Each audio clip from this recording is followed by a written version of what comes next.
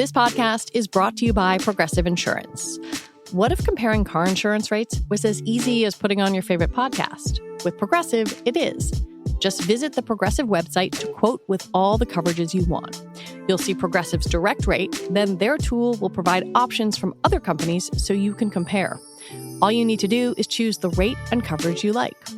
Quote today at Progressive.com to join the over 28 million drivers who trust Progressive.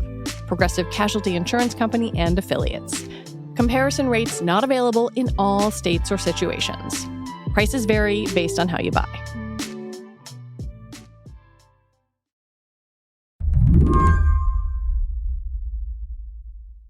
Do you think of yourself as like the kind of guy who has a pool? Like, are you a pool guy?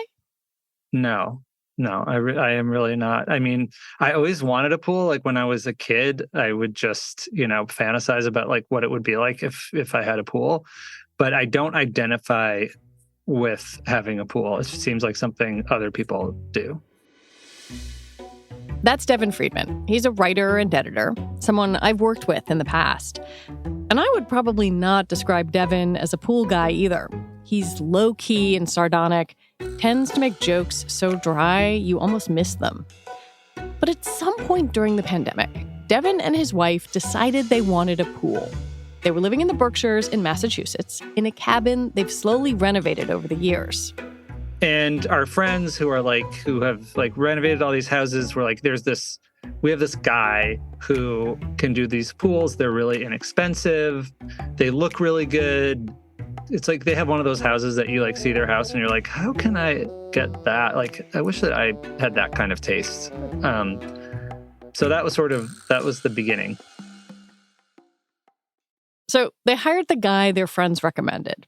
In the story that he later wrote about this, Devin gave him the pseudonym Gary Kruglitz. He reminds me of the unit principal from Ferris Bueller's Day Off.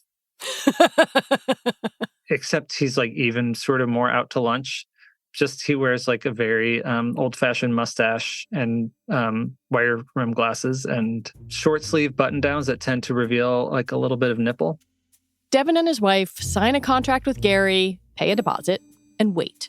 This is in the middle of the pandemic construction boom, and they're trying to straddle the line between politely eager customers and obnoxious pool people.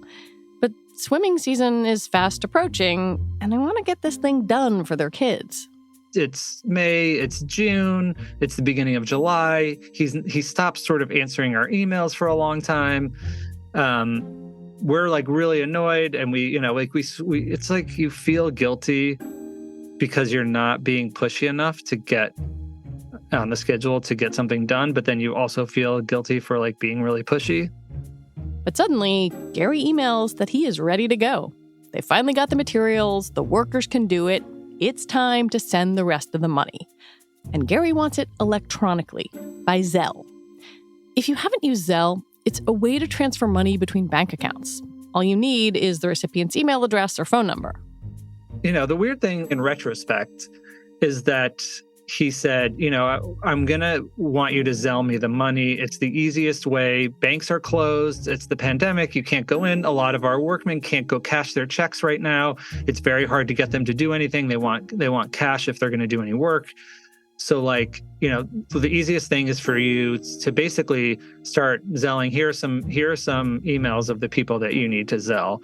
And, can you give me $5,000 by tomorrow? And then we can get going. Over a 2-week period, Devin and his wife send Gary and the workers about $30,000 to 2 different email addresses.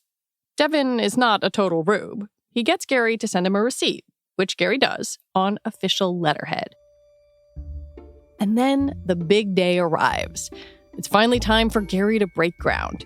He emails early in the morning to say, I'm on your road. I'll be there soon. But then hours pass and nothing happens. So we started calling his office. We never could get him on the phone at his office. There's always the woman that works in the front of the pool store would answer the phone and sort of say he's not around. But finally we got him on the phone and we're like, where are you? And he said, well, what do you mean? And I said, what do you mean? What do you mean? Like, where are you? You're building a pool for us. Like, I've signed a contract. I've been to your office. You emailed this morning and said you were on our road. And there was like a long pause. And he said, I haven't sent you an email for a month. And then my wife basically put the phone down, like, just sort of dropped the phone and said, holy shit. And literally kind of fell down, fell on the floor in the kitchen. Did you know instantly that you'd been scammed? I don't remember now, but yeah, I think it was one of those, like, everything sort of fell into place. Today on the show, the great Zelle pool scam. Peer-to-peer payment apps have made it quick and easy to send money. One problem, though, when it's a scammer, you can't get it back. I'm Lizzie O'Leary, and you're listening to What Next TBD, a show about technology, power, and how the future will be determined. Stick around.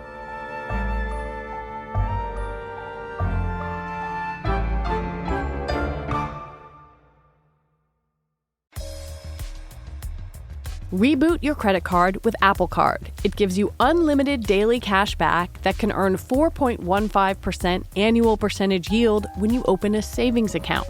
A high-yield, low-effort way to grow your money with no fees. Apply for Apple Card now in the Wallet app on iPhone to start earning and growing your daily cash with savings today. Apple Card subject to credit approval. Savings is available to Apple Card owners subject to eligibility. Savings accounts by Goldman Sachs Bank USA, member FDIC, terms apply.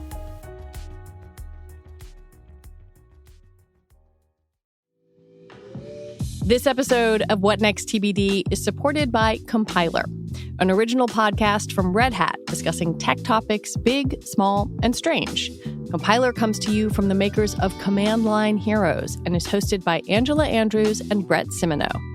Compiler brings together a curious team of Red Hatters to simplify tech topics and provide insight for a new generation of IT professionals. The show covers topics like, what are the components of a software stack? Are big mistakes that big of a deal? And do you have to know how to code to get started in open source? Compiler's approachable format simplifies seemingly complicated tech concepts, which makes it an ideal listen for newcomers and seasoned professionals alike. With topics like tech hubs, InfoSec, and edge computing, there's bound to be something for everyone interested in tech. Listen to Compiler in your favorite podcast player. We'll also include a link in the show notes. Thanks to Compiler for their support. Before you hear all of the embarrassing details of how this thing unfolded, Devin would like to make it clear that he is not a complete dum-dum. I will say that in our defense, all the emails were coming from his actual email. We checked that out. It's like sometimes if you open like an email from your bank, you look at it and it's like, this is not the email that my bank would be sending me correspondence from. But this was really from him. And he was having me pay. He was having us pay two people. One was called Personal Breezy 127 at AOL.com, something like that. The other was Sunshine Yasmin something at gmail.com. And in our defense, working on this house, working on other stuff, it's like there are a lot of times where a contractor would be like, can you just make this check out to my wife? Because they're trying not to pay taxes or whatever. And I probably should be more embarrassed to admit that I have done that. So I just was like, whatever, I just need this to happen. Like, if you need me to pay some other people that, you're trying not to pay taxes, you want me to pay your workers directly so you don't have the income on your whatever, we just did it. This process, it didn't raise red flags for you guys because that people are going to be listening to this being like, surely I would not send money to Personal Breezy, blah, blah, blah, blah. It 100% should have raised a red flag. And the instant that we realized something was wrong, it was clear that we were idiots. But in the moment, we were so caught up in like being ignored by this guy and being yanked around and trying to get what we want. Like, he's never going to do this. It's going to be next year. And, we're going to have paid this money and he's not even going to have ever showed up at our house. That we were like so happy that he was going to pay attention to us that we probably didn't really pay attention quite as closely as we should have to who we were paying all that money to. What did you do then? Did you call your bank, the cops? Like, what was step B? We immediately called the bank, and then we called every law enforcement agency we could think of, from local law enforcement in this little town in Massachusetts, the Massachusetts State Police, the U.S. Attorney's Office, the Attorney General's Office in Massachusetts, the FBI. I think that's probably it. Did anybody react? No. Like, even, my bank was basically, it was as if I told them, like, I lost my credit card. It's like, okay, fill out this form and, we'll have a team look into it, which I'm not sure that they did or not, because I then, having been a journalist of questionable ethics for quite some time, I was like, I'm going to call the bank and say I'm writing a story and see if they get more responsive this way. And they were more responsive. And after a few weeks, and they were like, oh yeah, your money is really completely gone. There's nothing, I think we got a couple $100 back that they found in the account that had been transferred to. The behind the scenes of this scam was probably pretty simple. Someone got into Gary's email. Then they posed as Gary, instructing Devin and his wife to send the cash to 2 different email accounts.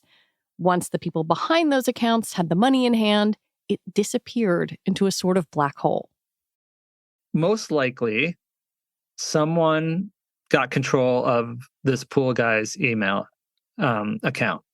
And according to someone I spoke to at the U.S. Attorney's Office, who had been a cybercrimes guy, they said, okay, well, let's do, people who install pools across the Northeast, because, we'll try to get into all their emails, because these are people who deal in cash, they deal in large amounts of money.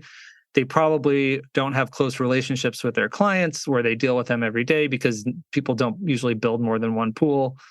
And so somehow they hacked into his account, either by, phishing, which is like getting him to click on a fake, link to something and put his information in, or by, maybe they bought his email credentials on the dark web, which is fairly common.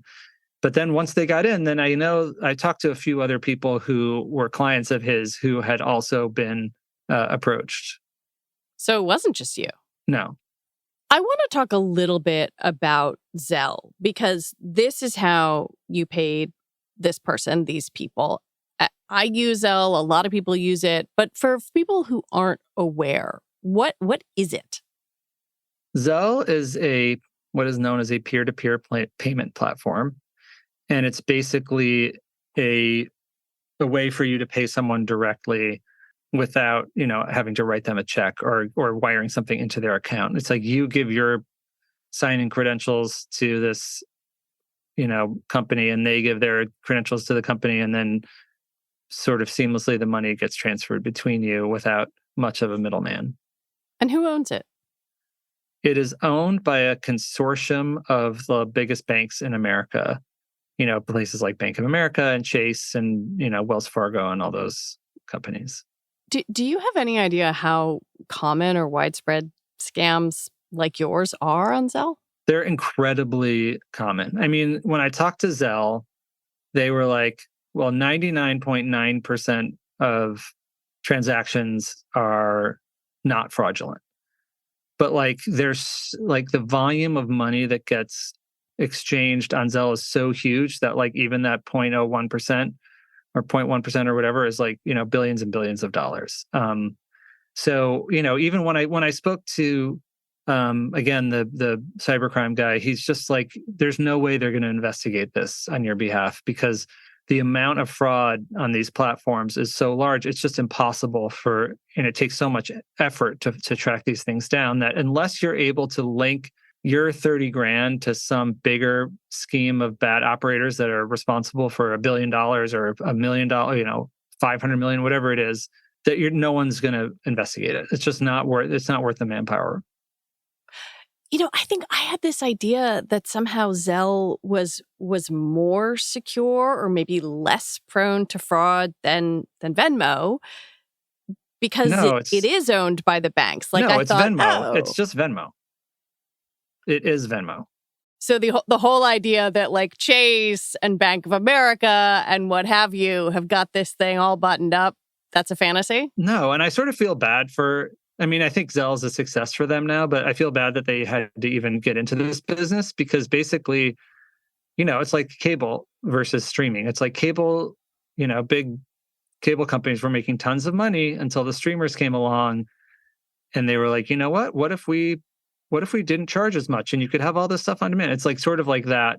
And then the cable companies were forced to be like, oh, we have to stream too. In this case, it was Venmo and PayPal being like, we're going to make it so much easier for you to pay someone that you should never use your bank to do this. And the banks were like, okay, well, we have to do this too, or we're going to lose all these, we could lose all our clients because it's not really a money-making business because, there are no fees involved or anything.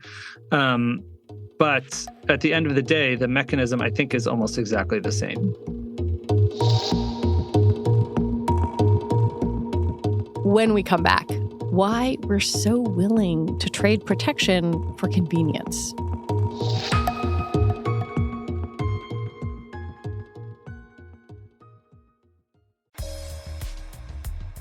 Reboot your credit card with Apple Card. It gives you unlimited daily cash back that can earn 4.15% annual percentage yield when you open a savings account. A high-yield, low-effort way to grow your money with no fees. Apply for Apple Card now in the Wallet app on iPhone to start earning and growing your daily cash with savings today. Apple Card subject to credit approval. Savings is available to Apple Card owners subject to eligibility. Savings accounts by Goldman Sachs Bank USA, member FDIC, terms apply.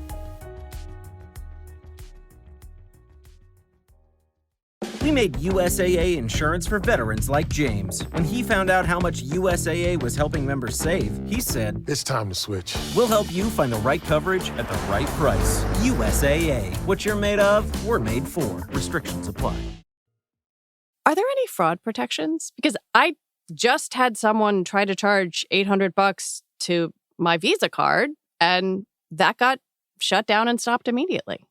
There's no protection for Zelle. I think that the companies try really hard to make sure that they don't want you to get scammed. So it's not like they're like, whatever. They if you've tried to make one of these transactions, you see like the little things you have to check that they're like, are you sure this person is who they say they are? Like, do you know who they are? All that stuff.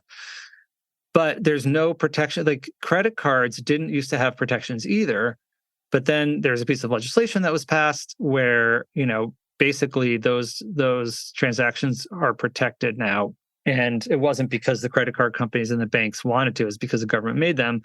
But there aren't those protections for Zelle. And I don't know that there's any real pressure on the banks to make those protections. I also know that it would be very expensive for these companies to have to provide those protections, and probably much harder for them to provide the service for free if they were going to do it. And I think as long as people are mostly really happy to be able to send money for free, and more people are going to get pissed off if they have to pay for it than the fraction of people who are getting scammed out of billions of dollars, then it's probably going to remain this way. But I feel like there's so much fraud that it's probably, I don't know, something's going to happen. Perhaps not surprisingly, Zelle fraud has attracted the attention of Senator Elizabeth Warren, one of the banking industry's chief critics. The banks market Zelle as, quote, fast, safe, and an easy way to spend money, end quote. That is only partly true. It is definitely fast. Zelle is fast. Zelle is easy. And they increase bank profit margins, but Zelle is not safe. Last year alone, Zelle users were defrauded out of about $500 million that we know of. Now, when Devin was writing his story, he reached out to Warren's office to talk about his experience and whether any type of consumer protections for peer-to-peer finance might get through Congress. I know it's very shocking that Elizabeth Warren wants regulation on the financial industry. They want these protections. I don't know that they think there's, I think they're pushing for it and it's their agenda. I don't know how optimistic they are that it's going to happen anytime soon. what's the other side of that look like? Like, are the banks saying, no, no, no? Like, is there active lobbying, or is it sort of an afterthought? Yeah. I talked to this guy at the Wall Street Journal who pointed me towards some, I think there's like some banking lobbying body called something like, Bankers United, whatever happy name that they give themselves, Financial Protection Association or something. And, they're putting out research about how safe this all is. And they definitely don't want to have to deal with that kind of financial regulation. But I also think at the end of the day, if there had to be regulation, I think the big banks would probably be able to pay for it before smaller tech startups could pay for it. In your piece, you went through the kind of soul searching and hand wringing that I think anybody who gets scammed goes through. Like, I would never fall for this. Only old people fall for scams. How did you reconcile the fact that you did? Yes, I've spent much of my life being smug and looking at my parents and being like, they're such idiots. They don't know how to do anything. My dad can't turn off his alerts on his phone, let alone understand when someone calls him and wants money from him that maybe, he now knows not to answer his phone. But, I think that you definitely feel like when it happens to you, A, you feel like an idiot. And B, you definitely feel vulnerable. You're like, oh, wait a minute. I don't actually know who any of the people are who I'm making these trends. Like, everything becomes suspicious and you're sort of reluctant to make any transaction. Like, I call anyone I pay now, I call, I text, I make sure that like before I make the payment, that's like, this is actually who you are. Well, because there's something that you are getting at, and you wrote about this, the idea that just how foundational trust is to the economy of my life is the phrase that you used. But such a good phrase. In a frictionless, money on demand, I can use my phone to pay you in your phone. It requires a tremendous amount of trust. And we all seem to have bought into the idea that convenience is worth more than the hassle of establishing that people are who they say they are. Yes, 100%. But it's also like, I think trust and identity are such a bigger question in the are we in the internet age? It seems like we're somewhere past the internet age, but wherever we are now, it's like, can you really trust that anything is real right now? Virtual worlds are getting so much more sophisticated. Deep fakes are getting more sophisticated. My daughter listens to Spotify with her AI DJ, and there are like really famous people in the crypto world who are only avatars. No one really knows who they are. And, so I think that like this notion of like, is identity durable and like in the age we're living in is like a really weird question to ponder. And then when it like sort of hits in like a real way, when you're, transferring money or all that stuff, then it starts to seem even creepier. You lost pool money. Of all the kind of money in the world to lose, money on something like a swimming pool seems like maybe the best kind. You weren't losing money you needed for medical bills or somebody's school. But I wonder if it made you think like, oh, there are a lot of people who might be vulnerable to losing something they desperately need. Yeah, like I almost didn't want to write about this because like, oh, boo-hoo-hoo, like I lost my pool money. Like, that's fine. Like, we'll be fine without a pool. But yeah, I think if you are losing money that you can't afford to be without, that's a pretty serious situation. And from what you're saying, it sounds like no one really cares. I just think the things move so quickly and there's so much of it that there's no one there to care. There's just not enough people. The volume's too big. Do you still use Zelle? I do. How do you feel about that? I don't know. Maybe if I were like more principled, I wouldn't do it. It happens to be like the only way that our landlord wants to be paid in rent. And I feel like I wasn't going to like take a moral stand about it. I do feel every time I use it, I'm like, if this somehow isn't real, I really have no one to blame but myself.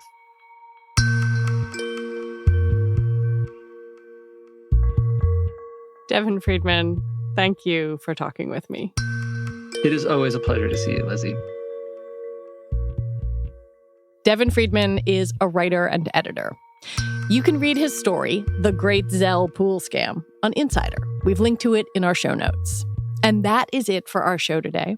What Next TBD is produced by Evan Campbell and Anna Phillips. Our show is edited by Mia Armstrong-Lopez. Alicia Montgomery is Vice President of Audio for Slate. TBD is part of the larger What Next family, and we're also part of Future Tense, a partnership of Slate, Arizona State University, and New America. And if you like the work we are doing here, the best way to support us is to join Slate Plus. Just head on over to slate.com/whatnextplus to sign up. You'll get all your Slate podcasts ad-free. All right, we'll be back next week with more episodes. I'm Lizzie O'Leary. Thanks for listening.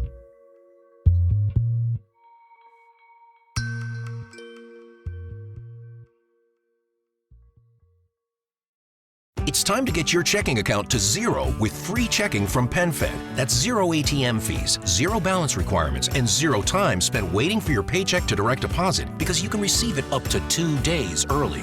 Open your account with just $25 and see how big zero can be. Apply online today at PenFed.org/free checking. Early direct deposit eligibility may vary between pay periods and timing of payer's funding. To receive any advertised product, you must become a member of PenFed, insured by NCUA.